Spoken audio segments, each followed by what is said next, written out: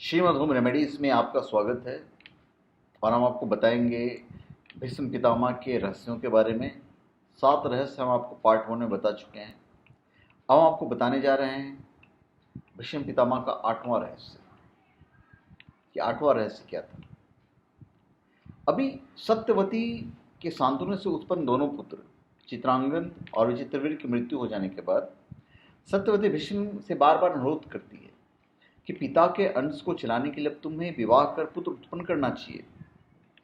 लेकिन भीष्म अपनी प्रतिज्ञा तोड़ने को तैयार नहीं होते हैं और बोलते हैं कि माता, मैंने प्रतिज्ञा की थी। ऐसे में सत्यवती विचित्रवीर की विधवा अंबालिका और अंबिका को नियोग प्रथा द्वारा संतान उत्पन्न करने का सोचती है। जहां पे शारीरिक संपर्क नहीं होता है उसे नियोग प्रथा बोलते हैं। तो भीष्म की अनुमति लेकर सत्यवती अपने पुत्र वेदव्यास द्वारा अंबिका और अंबालिका के गर्भ से यथाक्रम धृतराष्ट्र और पांडु नाम के पुत्रों को उत्पन्न करवाती है। तो ये जो पुत्र हुए, ये पुत्र हो गए नियोग प्रथा के हिसाब से वेदव्यास के। तो इसलिए कहना जायज होगा कि भीष्म पितामह आखिरी क्रूर थे। शांतनु से विवाह करने के पूर्व सत्यवती ने अपनी कुंवारी अवस्था में ऋषि पराशर के साथ सहवास कर लिया था, जिससे उनका वेदव्यास नामक एक पुत्र जन्म हुआ था। वे अपने इसी पुत्र से अंबिका और अंबालिका के साथ संयोग करने को कहती है। इस तरह कुल ऋषि कुल कहलाता है एक्चुअली में। अभी हम आपको बताते हैं 9वां रहस्य। भीष्म पिता ने विवाह नहीं करके ब्रह्मचर्य का पालन किया। उन्होंने अविवाहित रहकर भी इस व्रत का कठोरता से पालन किया था। इसके लिए वे योगारूढ़ होकर ब्रह्म का ध्यान किया करते थे। उनके समक्ष श्री कृष्ण बच्चे ही थे, लेकिन उन्होंने कृष्ण को भगवान रूप में पहचान लिया था। वे सदा कृष्ण भक्ति में लीन रहते थे और बहुत बड़े कृष्ण भक्त थे, विष्णु के बहुत बड़े भक्त थे। महाभारत युद्ध के दौरान श्री कृष्ण ने निहत्थे रहकर अर्जुन का रथ हाँकने की प्रतिज्ञा की थी, लेकिन भीष्म ने उनसे शस्त्र ग्रहण कराने का वचन ले लिया था। कृष्ण के लिए धर्म संकट की स्थिति बन गई थी। अंत में भक्त की लाज रखने को जब श्री कृष्ण रथ का पहिया लेकर दौड़ पड़े, तब भीष्म ने हथियार रख दिए और श्री कृष्ण के हाथों मारे जाने में ही अपनी मुक्ति समझने लगे। कृष्ण ने ऐसा करके अपने हथियार धारण करने की प्रतिज्ञा पूरी की और भीष्म के कहने पर हथियार धारण करने का वचन भी पूरा किया। क्योंकि भगवान श्री कृष्ण या भगवान विष्णु अपने भक्त की हर बात की लाज रखते हैं, तो श्री कृष्ण ने सिर्फ उनकी मान रखने के लिए, अपने भक्त की लाज रखने के लिए उन्होंने शस्त्र ग्रहण किया था। अभी हम आपको बताते हैं 10वां रहस्य। महाभारत के युद्ध में भीष्म पितामह कौरवों की तरफ के सेनापति थे। कुरुक्षेत्र का युद्ध आरंभ होने पर प्रधान सेनापति के हैसियत से भीष्म ने 10 दिन तक घोर युद्ध किया था। 9वें दिन भयंकर युद्ध हुआ, जिसके चलते भीष्म ने बहादुरी दिखाते हुए अर्जुन को घायल कर उनके रथ को जर्जर कर दिया था। युद्ध में आखिरकार भीष्म के भीषण संहार को रोकने के लिए कृष्ण को अपनी प्रतिज्ञा तोड़नी पड़ी थी। उनके जर्जर रथ को देखकर श्री कृष्ण रथ की पहिया लेकर भीष्म पर झपटते हैं, लेकिन वे शांत हो जाते हैं। परंतु इस दिन भीष्म पांडवों की सेना का अधिकांश भाग समाप्त कर देते हैं। 10वें दिन भीष्म द्वारा बड़े पैमाने पर पांडवों की सेना को मार देने से घबराए पांडव पक्ष में भय फैल जाता है। तब श्री कृष्ण के कहने पर पांडव भीष्म के सामने हाथ जोड़कर उनसे उनकी मृत्यु का उपाय पूछते हैं। भीष्म कुछ देर सोचने के बाद उपाय बताते हैं और हम आपको बताने जा रहे हैं 11वां रहस्य। 10वें दिन इच्छा मृत्यु प्राप्त भीष्म द्वारा अपनी मृत्यु का रहस्य बता देने के बाद भीष्म पांचाल और मत्स्य सेना का भयंकर संहार कर देते हैं। फिर पांडवपत युद्ध क्षेत्र में भीष्म के सामने शिखंडी को युद्ध के लिए लगा देते हैं। युद्ध क्षेत्र में शिखंडी को सामने डटा देखकर भीष्म अपने अस्त्र शस्त्र त्याग देते हैं। इस मौके का फायदा उठाकर कृष्ण के इशारे पर बड़े ही बेमन से अर्जुन ने अपने बाणों से भीष्म को छेद दिया। भीष्म बाणों की सरसैया पर लेट जाते हैं। दरअसल भीष्म ने अपनी मृत्यु का रहस्य यह बताया था कि वे किसी नपुंसक व्यक्ति के समक्ष हथियार नहीं उठाएंगे। इसी दौरान उन्हें मारा जा सकता है।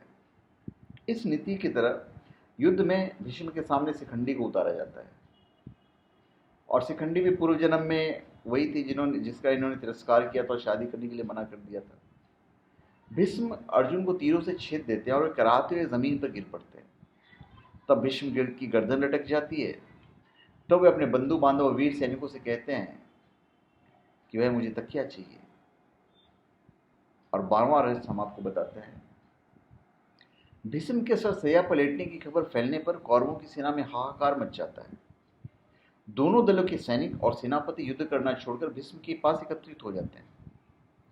दोनों दलों के राजाओं से भीष्म कहते हैं कि राजन्यगण, मेरा सिर लटक रहा है, मुझे उपयुक्त तकिया चाहिए। उनके एक आदेश पर तमाम राजा और योद्धा मूल्यवान और तरह तरह के तकिए ले आते हैं, किंतु भीष्म उनमें से एक को बिना लेकर मुस्कुराकर कहते हैं कि ये तकिए इस वीर सैया के काम में आने योग्य नहीं है। फिर अर्जुन को देखकर कहते हैं, बेटा तुम तो क्षत्रिय धर्म के विद्वान हो, क्या तुम मुझे उपयुक्त तकिया दे सकते हो? आज्ञा पाते ही अर्जुन ने आंखों में आंसू लिए उनका अभिवादन कर भीष्म को बड़ी तेजी से 3 बाण मारे, जो पृथ्वी पर तकिए का काम किया। बस इस तरह सिर को सिरहाना मिल जाता है। इन बाणों का आधार मिल जाने से सिर के लटके रहने की पीड़ा जाती रहती है। इतना सब कुछ होने के बावजूद भीष्म प्राण नहीं त्यागते हैं।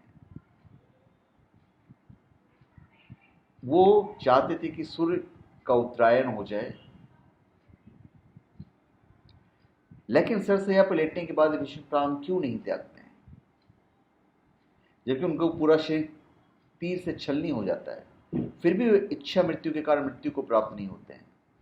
भीष्म भली भांति जानते थे कि सूर्य के उत्तरायण होने पर प्राण त्यागने पर आत्मा को सदगति मिलती है। बहुत बड़े ज्ञानी थे वो, और वे पुनः अपने लोक जाकर मुक्त हो जाएंगे। इसलिए सूर्य के उत्तरायण होने का इंतजार करते हैं। भीष्म ने बताया कि सूर्य के उत्तरायण होने पर ही शरीर छोड़ेंगे, क्योंकि उन्हें अपने पिता शांतनु से इच्छा मृत्यु का वर प्राप्त है, और वे तब तक शरीर नहीं छोड़ सकते जब तक कि वे चाहें। लेकिन 10वें दिन का सूर्य डूब चुका था। अब हम आपको बताते हैं 14वां रहस्य। भीष्म को ठीक करने के लिए शल्य चिकित्सक लाए जाते हैं, लेकिन वे उनको लौटा देते हैं और कहते हैं कि अब तो मेरा अंतिम समय आ गया है, यह सब व्यर्थ है। सर सैया ही मेरी चिता है। अब तो मैं सूर्य के उत्तरायण होने का इंतजार कर रहा हूं। पितामह की बात सुनकर राजागण उनके सभी बंधु बांधवों को प्रणाम और प्रदक्षिणा कर करके अपनी अपनी छावनियों में लौट जाते हैं। अगले दिन सुबह होने पर वे सभी भीष्म के पास लौटते हैं। सभी कन्याएं, स्त्रियां और उनके कुल के योद्धा पितामह के पास चुपचाप खड़े हो जाते हैं। पितामह ने पीने के लिए राजाओं से ठंडा पानी मांगा। सभी उनके लिए पानी ले आए, लेकिन उन्हें अर्जुन की ओर देखा। अर्जुन समझ गया और उसने अपने गांडीव पर तीर चढ़ाया और पर्जन्यास्त्र का प्रयोग कर वे धरती में छोड़ देते हैं। धरती से अमृत तुल्य सुगंधित बढ़िया जल की धारा निकलने लगती है। उस पानी को पीकर भीष्म तृप्त हो जाते हैं। फिर भीष्म दुर्योधन को समझाते हैं कि युद्ध छोड़कर वंश की रक्षा करो। उन्होंने अर्जुन की बहुत प्रशंसा की और दुर्योधन को बार बार समझाया कि हमारी यह गति देखकर समझ जाओ, लेकिन दुर्योधन उनकी एक भी नहीं मानता और फिर से युद्ध शुरू हो जाता है। अगले दिन फिर से सभी उनके पास इकट्ठे होते हैं। वे नए सेनापति कर्ण को समझाते हैं। वे दोनों पक्षों में अपने अंतिम वक्त में भी संधि कराने की चेष्टा करते हैं। भीष्म के सरसैया पर लेट जाने के बाद युद्ध और 8 दिन चला था। वो कर्ण से ये कहते हैं कि आज जो महाभारत में दुर्योधन इतना उछल रहा है वो सिर्फ तुम्हारी वजह से उछल रहा है। अगर तुम हट जाओगे तो युद्ध खुद ही बंद कर देगा। पर कर्ण बोलता है कि अभी असंभव है, मैं पीछे नहीं हट सकता। अब आपको बताते हैं 15वां रहस्य।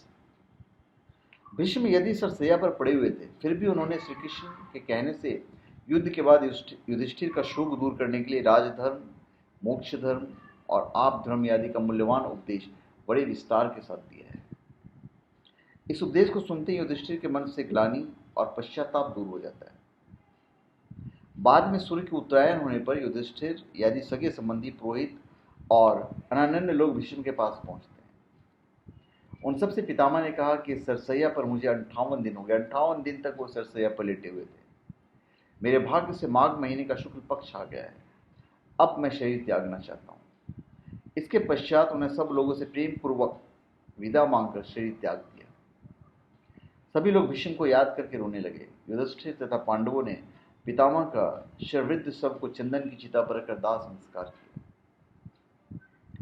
अब हम आपको आखिरी रहस्य बताने जा रहे हैं। भीष्म सामान्य व्यक्ति नहीं थे, वे मनुष्य रूप में देवता वसु थे। उन्हें ब्रह्मचार्य का कड़ा पालन करके योग विद्या द्वारा अपने शरीर को पुष्य कर लिया था। दूसरा, उनको इच्छा मृत्यु का वरदान भी प्राप्त था। इस युद्ध के समय सभी उम्रदराज थे।